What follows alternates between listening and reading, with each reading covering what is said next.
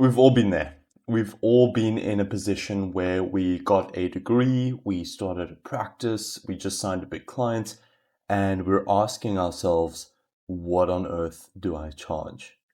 How do we charge a fair rate that makes us happy and gets the client a superior result?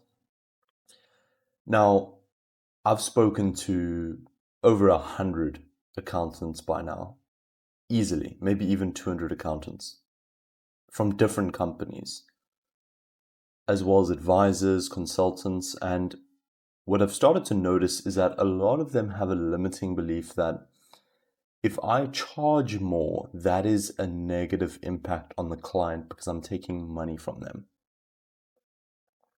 And today we're going to be unpacking 6 beliefs that might change the way that you think about pricing, about hourly rates, about project-based rates, and what we've done with our pricing in order to deliver superior results for our agency as well as our individual clients as we consult them. So the problem with hourly pricing, let's say you're thinking of charging $100 an hour or $300 an hour, is that there's limited upside potential with hourly rates. So let's take a look at a few limiting beliefs that are making you not charge what you're worth. Because of this, you're less incentivized, and indirectly, your client is getting inferior results. And as we unpack this, I want you to remain in a state of curiosity because we are going to be challenging some of the beliefs that you may have about your pricing, how you charge, and ultimately how your business how your business runs. So it's quite like a stinging topic, right? Because everyone ultimately wants to charge what they're worth. They want to charge a client and have a smile on their face for the price that they said. And the problem is that if you're working with a small company and it takes you 20 hours to do a project versus you're working with a large company and it takes you 40 hours, you charged the large company double because you spent twice the time. But what if, because the larger company has got more employees, more equipment, more compliance, more tax, more real estate, more income, maybe the result that you got them was 5 times that what you got the smaller company. So you only charged double for 5 times the result. And that's the discrepancy that we're going to start to see as we unpack these limiting beliefs. So stay tuned. So, limiting belief number 1 is that clients won't pay unless they see hours worked. The belief is that time spent equals value. If I don't show hours, the client won't trust the price. But the reality is that clients don't buy your hours. They buy outcomes. If the outcome is worth 10 times the investment, they will pay regardless of how long it took. And this is something that I've been experiencing directly. Clients do not pay on hours. Even if you're with a coach and you're buying an hour of their time, they are not setting themselves up to be the most profitable or get you the best results. Think about it. Imagine you wanted to start playing tennis and there was a tennis coach and he said, "Hey, it's $50 a session." You might do one session, enjoy it, buy another session, it's another $50, and then maybe you lose motivation and you stop playing. You lost motivation and stopped playing, and he only made $100.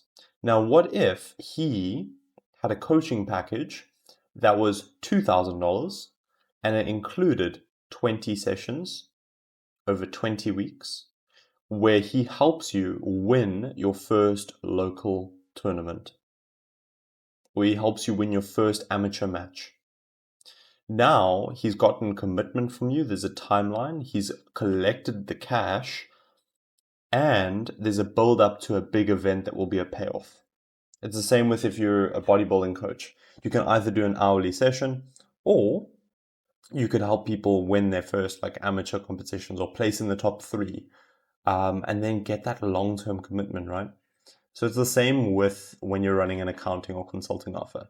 You can't equate time with value. You want to get you don't want to charge per session or charge per hour. You want to be thinking about what the outcome or the payoff is for them, and then ask yourself, how can I get this client to commit to me financially, and I will commit to them with my services and my expertise over a duration of time. I hope that tennis example is landing, because that to me illustrates the issue with hourly pricing, is that the tennis coach is unmotivated, the tennis player is unmotivated, and both of them quit early. Now, belief number 2 is that project pricing is risky. What if I underestimate? So hourly feels safe because overages are covered by time billed. So you can charge overtime essentially. But the reality is that risk isn't in the pricing model, it's in the scoping. Project or retainer pricing forces you to sharpen your scope, package your IP, and build repeatable systems. Done right, you make more per unit of effort over time. So you can either continue to do your hourly billing and just accept whatever clients come your way and rack up hours billed, and you're essentially just selling your time. Or you can get very selective over the projects that you receive. Now, of course, you need a lot of lead flow and demand in order to get selective. In the beginning, you kind of are just taking what you can get. But once you are getting a lot of lead flow and you can be picky with who it is that inquires, you are going to want to be have a higher filtering system when you're scoping a business and asking whether it's going to be more pain or if it's going to be a great partnership. Let's go to belief number 3. Okay.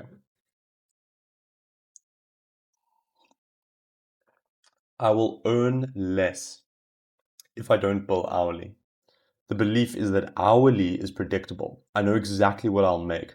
And this is a horrible, horrible belief that a lot of practice owners get because maybe they worked a job. Maybe they worked a job and they've been programmed, they've been um, molded to believe that hourly rates are predictable. And now they're starting a practice and they're not sure how to move out of this hourly billing. They think about increasing their prices, they think about keeping their prices the same, but outsourcing the work to a junior and paying the junior a lower hourly rate. I've heard all sorts of stories. So the reality is that hourly caps your income by your time. Project or percentage upside pricing unhooks income from time and attaches it to results. One good deal can make what 500 to 100 hours of safe billing would have. So you have to ask yourself, do you want to run your practice like it's another job, or do you want to run your practice like it's your practice? You have to ask yourself, how much risk do you want to be taking? Because the more risk you take within your business, the more potential upside. But you need to make sure that that risk is calculated in a way that reduces your potential downside. So it's all about understanding how much courage do you have. If you have more courage, take safe, experimental risks. If you don't have any courage, stick to hourly billing, and once per year, maybe increase your rate by 5 to 10% just to beat inflation and just to grow a little bit. But you have to map these things out. The next belief is that clients will think I'm too expensive. The belief is that if I move away from hourly, clients will push back. And that is sad to see. It is very sad to see, because if you're working off of an hourly rate, right? Think of this. And you say, okay, this is going to take me 30 hours. The client is then thinking, oh my goodness, it's going to be $150 an hour times 30. So they're thinking, they're already writing up the bill in their head. Okay. Whereas when you're doing a percentage of performance upside and you share with the client, hey, I think that I can add $100,000 to your bottom line in the next 12 months with a corporate restructure. Then they're thinking, oh my goodness, this person thinks they can help me get $100,000. And then I say to them, yeah, but it's going to cost $8,000. So now what's happened is you've positioned the upside, you've positioned the goal, the return, the result first, and then you've backtracked into your pricing and you actually then look less expensive. And maybe those $8,000, maybe it only took you 20 hours of time. 20 hours of time.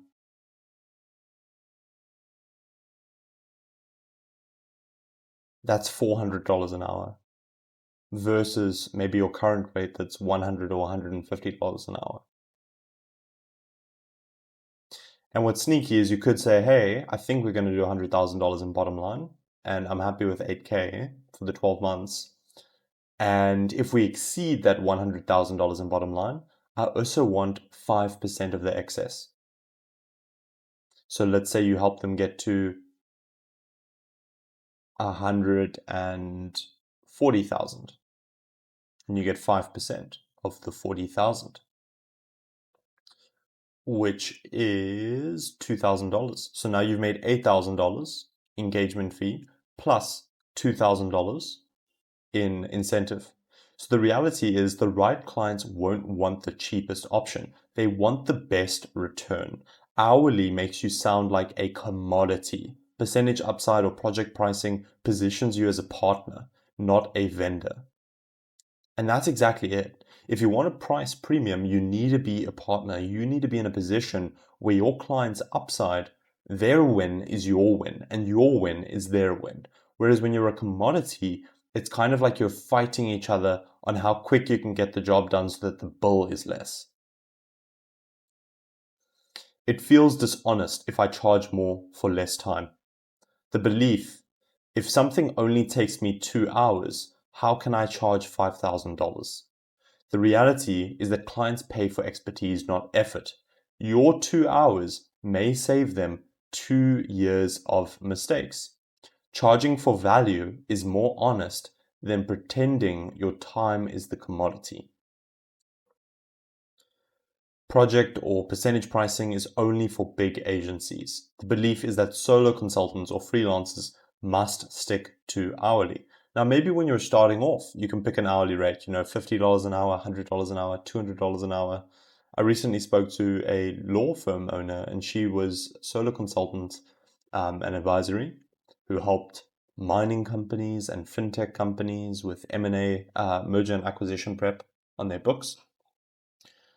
And her hourly rate was about $150 an hour. And she sadly was like, Ben, I think I need to drop it to $60 an hour because she doesn't know how to market and reach people who are willing to pay her for her expertise. So she has to kind of backtrack and go back to selling to broke clients, selling to the lower end, smaller businesses.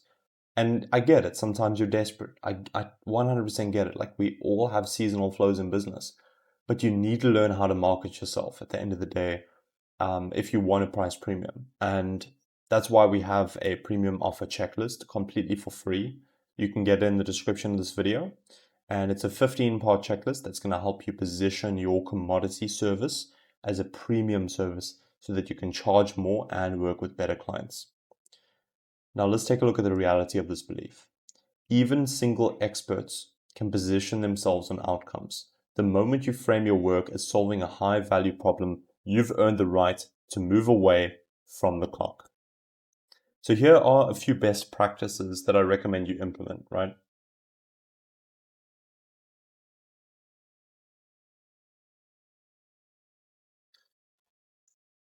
You can either do one or two or both.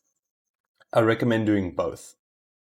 If you're a beginner, you might do number two. If you're more advanced, you might do both. If you're a beginner, you might also just do number one. So that's a minimum engagement fee plus a performance upside. So an example, a construction company needs support with book reconciliation. They're behind 3 years and they recently purchased 150K of equipment. You could either charge your hourly rate or you charge based on the upside, how valuable you are to them. So an example is you might charge a $1,500 minimum engagement fee plus 10% of tax obligation saved. Maybe you help them save $300,000 and you get 10% of that, which is $30,000. So now, during the duration of this project, where you've helped them reconcile their books over 3 years, you've helped them with a massive tax bill, you've helped them with sales tax on the 150K purchase that they made on their vehicle, you've now made $31,500. And sure, maybe that project took you 3 months and a lot of time. But if you were charging per hour, let's say, oh, I charge $150 per hour, and the project will take me 20 hours. You have now earned $3,000, which is it's less than 10% of what you would have earned if you positioned yourself as a premium offer versus as a commodity offer. So this is really, really important stuff. You can literally 10 times your business just by taking a look at pricing, at positioning, and who it is that you work with.